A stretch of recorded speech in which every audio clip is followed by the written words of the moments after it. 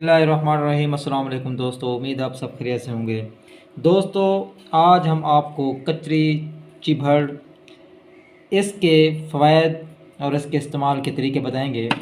जैसा कि आपको पता है, इस मौसम में यानी जब कपास की फसल होती है उसके अंदर कचरी चिभड़ जो है इसके पौधे उगते हैं। लंबी इसकी बेलें होती हैं। ज्वार के पौधों में भी उगाते हैं ये।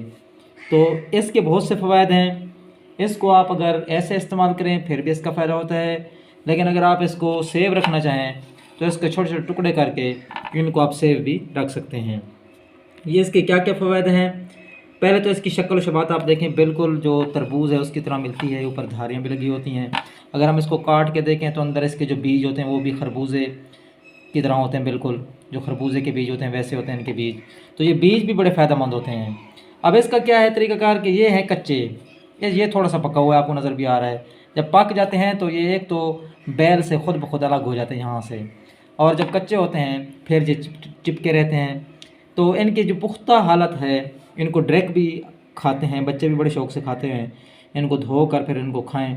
मीठे भी होते हैं, ज़बरदस्त भी होते हैं, हाज़मे को बेहतरीन करते हैं। लेकिन अगर आप इनको ऐसा नहीं खा सकते तो आप इनको खाने में इस्तेमाल करके बड़े इसके जो फ़वाइद हासिल कर सकते हैं। अगर गोश्त होता है किसी बूढ़े जानवर का तो इसका जो कचरी है एक दो काट के इसमें डाल दें इसके टुकड़े, तो वो जल्दी गल जाता है और लजीज भी बन जाता है। इसके अलावा इसके छोटे छोटे टुकड़े करके आप इनको खुश्क करें, धूप में खुश्क करके इनका पाउडर बना के रख लें तो ये आपको काम आएंगे। हर खाने में थोड़ा सा डाल दें, हाजमे को तेज़ करते हैं, पेट के अंदर जो ख़राबियाँ होती हैं उनको ख़त्म करते हैं, कब्ज़ कुशा यानी कब्ज़ को ख़त्म करते हैं, ये जिगर को साफ़ करते हैं, जल्द को चिकना और जल्द के अंदर जो बुरबरा पानी या जिस तरह कील मुहासे निकलते हैं उनके लिए भी बड़े ज़बरदस्त हैं। इनको पीस कर लगा भी सकते हैं, लेकिन आप इसको खाएंगे तो वो ज़्यादा फ़ायदा देंगे।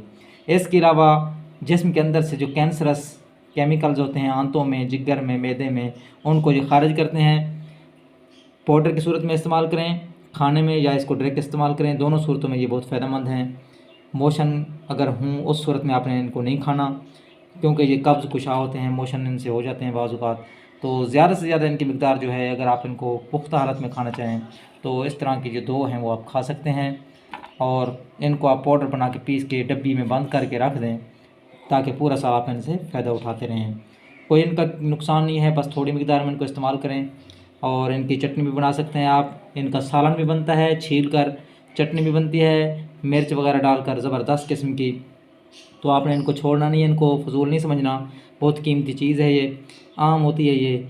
और अगर ज़्यादा हालत में मौजूद है तो आप जानवर जिनके हैं, जानवर बांधे हुए जिन्होंने फार्म वगैरह हैं, तो उनको चाहिए कि वो जानवरों को ये लाजमी खिलाएँ। बैल समेत, बैल को काट के उसका जो टोका बनाते हैं वो चारा बनाकर वो जानवरों को खिलाएँ।